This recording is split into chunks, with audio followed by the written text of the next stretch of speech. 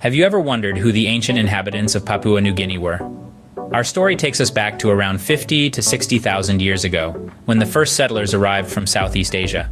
This was during an ice age period, a time when the sea was lower and distances between islands shorter.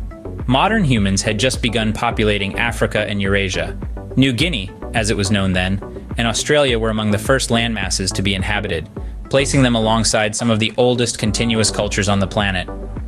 Fast forward to around 7000 BC, the New Guinea highlands witnessed a remarkable transformation. Agriculture was independently developed, making it one of the few areas of original plant domestication in the world. This was a significant stride towards civilization, a testament to the resourcefulness and ingenuity of our ancestors. Around 2,500 years ago, our coastal regions saw a major influx of Austronesian-speaking peoples. This migration brought with it new elements that would forever change the cultural landscape of the region. Pottery, pigs, and certain fishing techniques were introduced, all contributing to the richness and diversity of our heritage. A mere 300 years ago, another game-changer arrived, the sweet potato. With its far higher crop yields, the sweet potato revolutionized traditional agriculture. It largely replaced the previous staple, taro, and triggered a significant increase in population in the highlands. This humble tuber played a pivotal role in shaping the society we see today. Thus, the ancient history of Papua New Guinea is marked by significant migrations and agricultural developments. From the first settlers crossing over from Southeast Asia during the Ice Age to the advent of agriculture in the highlands, the arrival of the Austronesian-speaking peoples, and the transformative impact of the sweet potato, each phase has left an indelible imprint on this vibrant land. Did you know that Papua New Guinea had a history of headhunting and cannibalism? It's a chilling thought, isn't it? But, like many ancient societies, these practices were a part of Papua New Guinea's complex cultural tapestry. The reasons behind these practices varied greatly from tribe to tribe. Some believed that consuming the flesh of a vanquished foe would transfer their strengths and abilities, while others performed the act as a means of revenge or to instill fear in neighboring tribes. However, by the early 1950s, these customs had almost entirely ceased. The combined efforts of new administrative policies and missionary work were instrumental in the decline of these practices. It's a testament to the adaptability of human societies and how they can transform over time. Now let's sail back in time to the early 16th century. This is when the first Europeans are believed to have sighted Papua New Guinea. Spanish and Portuguese navigators, exploring the vast expanse of the South Pacific, were likely the first outsiders to lay eyes on this island's shores. Among them, a Portuguese explorer named Don Jorge de Menezes is credited with the European discovery of the principal island of Papua New Guinea, around 1526 to 27. Despite this early contact, for the next 170 years, Papua New Guinea remained largely undisturbed by European explorers. The island's inhabitants maintained their way of life, untouched by the influence of these foreign visitors. It's fascinating to think about how this early period of contact unfolded, with the inhabitants of Papua New Guinea and the European explorers observing each other across a vast cultural divide. Papua New Guinea's early history is thus a fascinating blend of indigenous practices and early European explorations. It's a story that reveals the richness of human diversity and the ways in which cultures can intersect, clash, and ultimately evolve. It paints a vibrant picture of an island that has been shaped by its unique history, a history that continues to resonate in the present day. Ever wondered about the European influence on Papua New Guinea? Well, let's dive into it.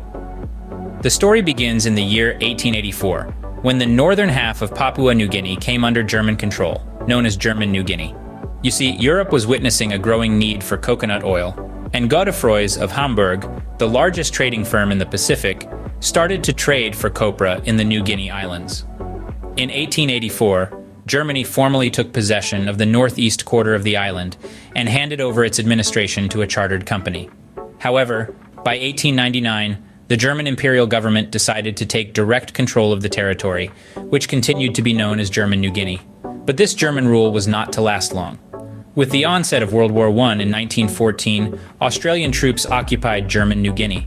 The territory remained under Australian military control until 1921. This marked the beginning of the Australian influence on Papua New Guinea. The British government, on behalf of the Commonwealth of Australia, took over a mandate from the League of Nations in 1920 to govern the territory of New Guinea. The Australian government administered this mandate until December 1941, when the Japanese invasion led to its suspension. The Japanese occupation was a challenging period for the inhabitants of Papua New Guinea. However, following the surrender of Japan in 1945, civil administration of Papua and New Guinea was restored.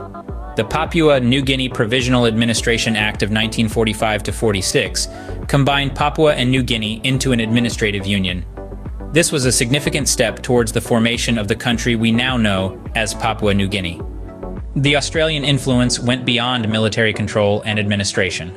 It also played a role in shaping the socio-economic development of the region, especially in the fields of education, health, and infrastructure.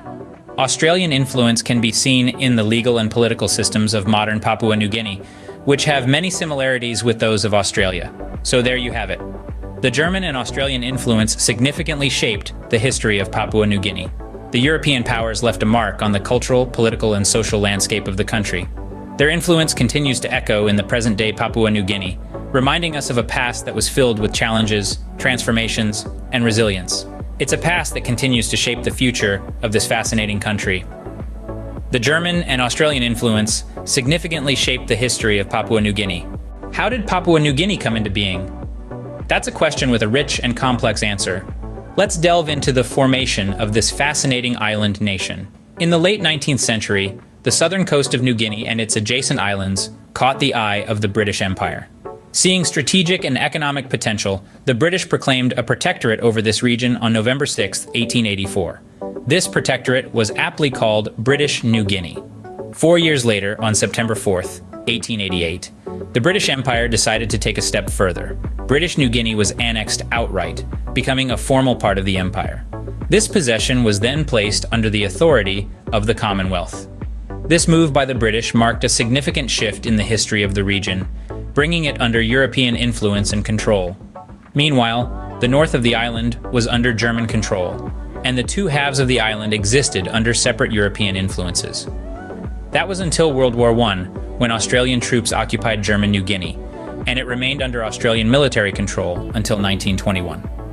Following the end of the war, the British government, representing the Commonwealth of Australia, received a mandate from the League of Nations for governing the territory of New Guinea. This mandate was administered by the Australian government until World War II, when the Japanese invasion led to its suspension.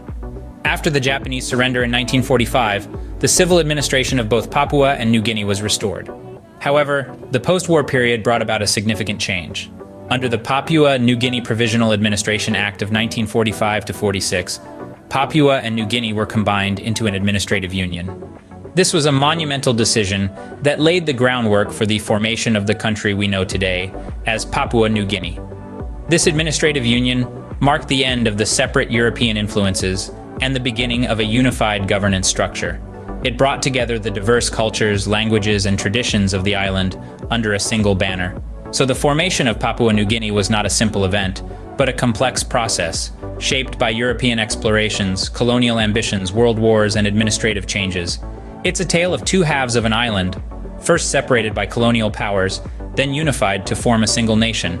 And that's how Papua New Guinea came into being. A nation born out of the interplay of global powers, it stands as a testament to its rich history and the resilience of its people.